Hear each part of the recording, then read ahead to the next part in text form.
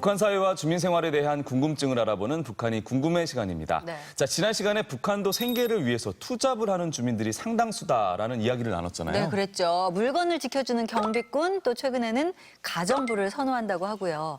그런데 북한 주민들이 이렇게 열심히 일하는 이유는 바로 내 가게를 차리기 위해서 이 북한도 창업이 로망이라고 합니다. 북한에서요? 네. 북한에서 주민이 창업을 할 수가 있습니까? 궁금하시죠? 궁금하죠, 당연히. 그래서 이 궁금증을 해결해 주실 두 분을 모셨습니다. 통일연구원 김수경 박사님 그리고 강미진 기자님 나오셨습니다. 어서 오세요. 안녕하세요.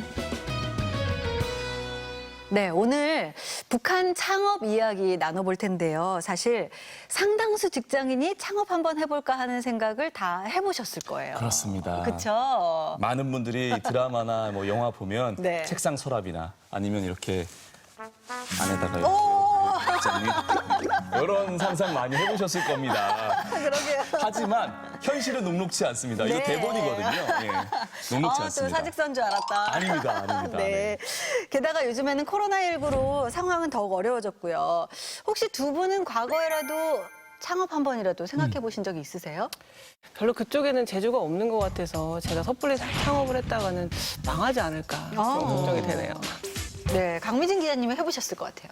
뜨개 같은 거는 진짜 눈 감고도 뜰 수 있으니까 뜨개로 가지고 창업을 해볼까 했는데 대한민국은 너무 잘 돼 있더라고요. 진짜 이 사회, 이 경쟁 사회라는 걸 새롭게 느끼게 되고 여기다 발을 넣게 되면 정말 특별한 거 아니면 살아남을 수 없겠다.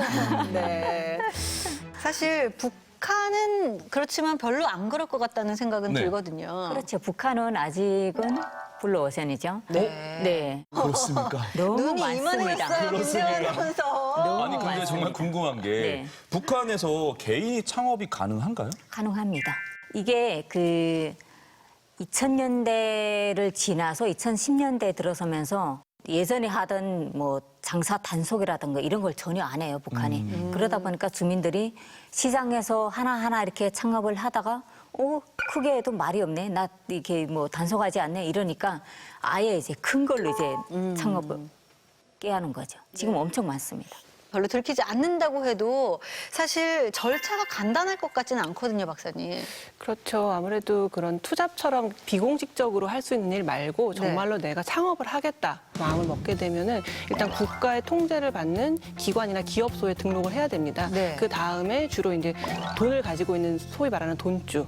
이제 투자자들에게 돈을 받아서 창업을 하게 되는 시스템으로 이제 운영이 되는 걸로 알고 있습니다. 네. 지난주에 저희가 이 투잡 선호도를 좀 알아봤잖아요. 그렇죠. 이번에는 북한 주민들이 선호하는 창업 아이템을 한번 알아보도록 하겠습니다. 네. 베스트 3 만나보시죠.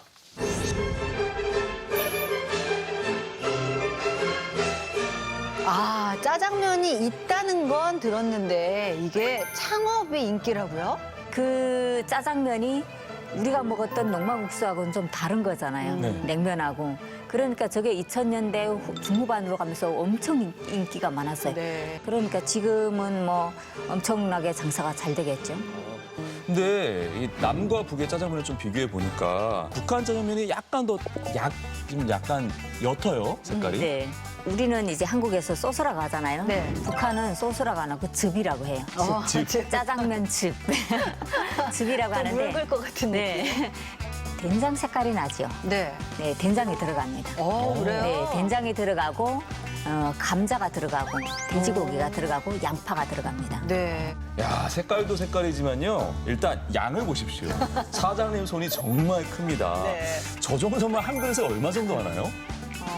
정말 이제 양에 따라서 이제 좀 다르긴 한데 일반적으로는 이제 3,000원에서 5,000원 정도가 되겠습니다. 5,000원이면 시장에서 쌀 1kg 사잖아요.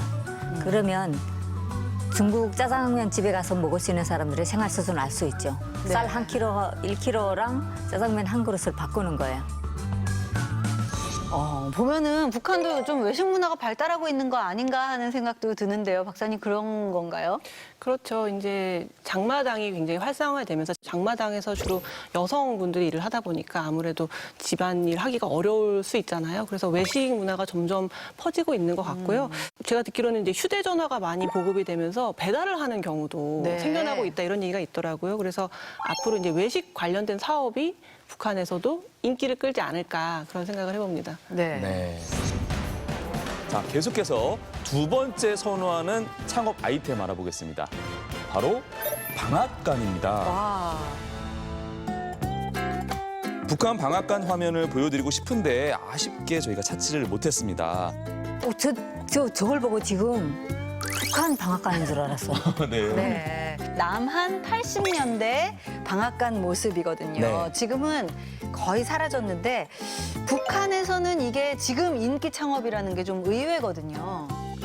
정말 새벽 닭이 울기도 전에 가서 자리를 지켜야 일본을 차지할 수 있을 정도로 인기가 엄청 많아요. 돈은 돈대로 벌고 먹을 것도 방앗간에서 다 나오거든요. 네. 네. 돈만 내면 되지 뭐. 절대 뭘 안 또- 됩니다. 네, 네. 떡 뽑은 사장님한테 조금 드시라고 한 2끼 뭐 정도의 떡을 이렇게 남겨놓고 가요. 왜 그럴까요? 다음번에 가도 순조롭게 순서가 밀리지 않아도 앞에 할 수도 있고. 공급이 많은 사회에서는 손님이 왕입니다. 근데 이제 수요가 많은 사회에서는 아무래도 그 판매자의 눈치를 보게 되죠. 특히 북한은 전기 사정이 늘 고르게 이제 전기가 공급되는 게 아니다 보니까 전기가 잠깐 들어왔을 때 기계를 돌릴 수 있잖아요. 네. 그때 누구 쌀을 먼저 빻아줄 것인가. 이게 이제 판매자, 방앗간 주인 마음인 거죠.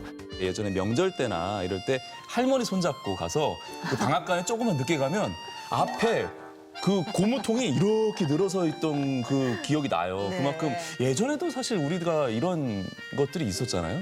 떡뿐만이 아니라 뭐 고춧가루라든가 미숫가루 이런 거를 다 빻으러 방앗간에 갔어야 됐죠. 그래서 방앗간이 굉장히 자주 가는 어떤 공간이었고 이렇게 상가마다 하나 정도씩은 다 있는 동네마다 하나 정도씩은 있는 그런 업종이었는데 이제는 다 대량으로 공장에서 만들어서 완제품을 팔다 보니까 한국에서는 잘 찾아보기 어려운 공간이 되었죠. 네. 창업 비용이 꽤 많이 들 것 같다는 생각이 들어요. 기계도 여러 개 필요할 테고. 대략 이제 한국 돈으로 300만 원 정도면요. 기계 5개 정도를 사고 종업원이 한 7명 정도 일할 수 있는 방앗간을 합니다. 그래요? 사실 한국 돈 100만 원이면요. 4인 가구가 1년을 살 수 있는 돈입니다. 그러니까 그 정도로 북한 주민들한테 엄청나게 큰 돈이기 때문에 돈이 좀 있어야 방앗간을 할 수 있다는 겁니다. 근데 이 창업이라는 게 사실은 타이밍이다 이런 얘기 많이 하잖아요. 북한의 방앗간 인기가 과연 언제까지 갈까요?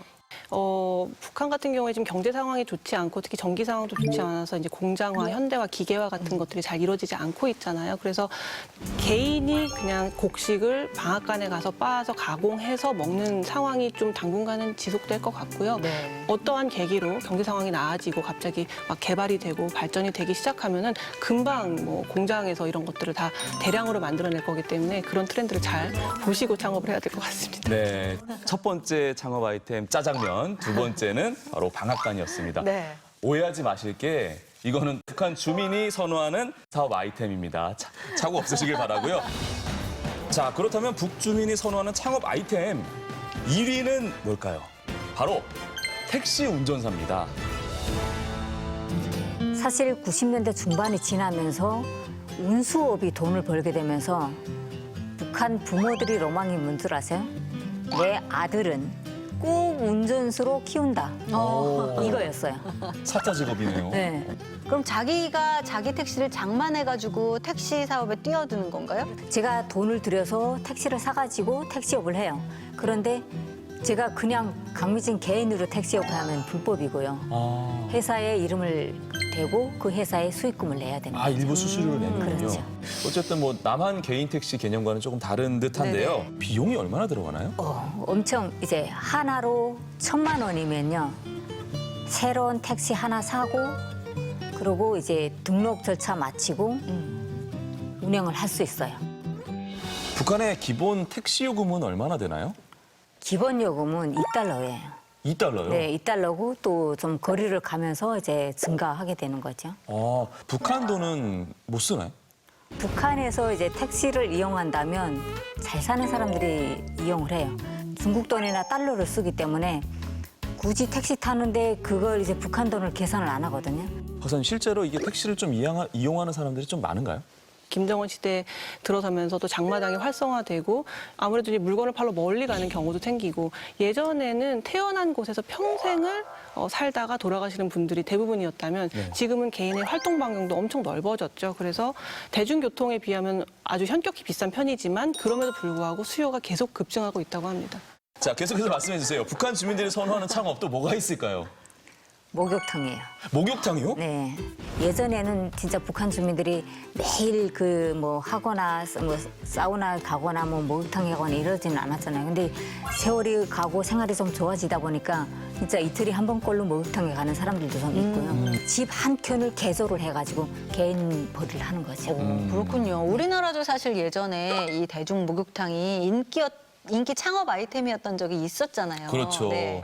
이 목욕탕 하면 생각나는 이게 표시 있죠? 이렇게 해서 이거 온천 표시 이런 것도 있고 뭐 앞에 목욕합니다. 이런 추억들이 있는데 근데 얘기를 계속 듣다 보니까 한 8, 90년대 우리나라에서 유행했던 또 선호했던 그런 창업 아이템이랑 좀 비슷하다는 생각이 좀 드네요. 맞아요. 네, 이 창업 아이템의 흐름을 보면 시대의 변화상을 좀 읽을 수 있는 것 같아요. 이제 80년대 우리나라 같은 경우에 집에서 목욕을 하는 사람은 그렇게 많지 않았고요. 좀 주말이나 항상 일주일에 한 번 가족이 다 같이 목욕탕 바구니 들고 목욕탕 가가지고 목욕하고 이제 그랬었잖아요. 맞아요. 그러다 보니까 이제 그런 생활상이 이제 지금 북한에서 일어나고 있고 또 네. 북한은 수도 시설 같은 것들이 그렇게 항상 깨끗한 물이 또 온수가 잘 나오지 않는 경우가 많기 때문에 이런 대중 목욕탕이 인기를 끌 확률이 높죠.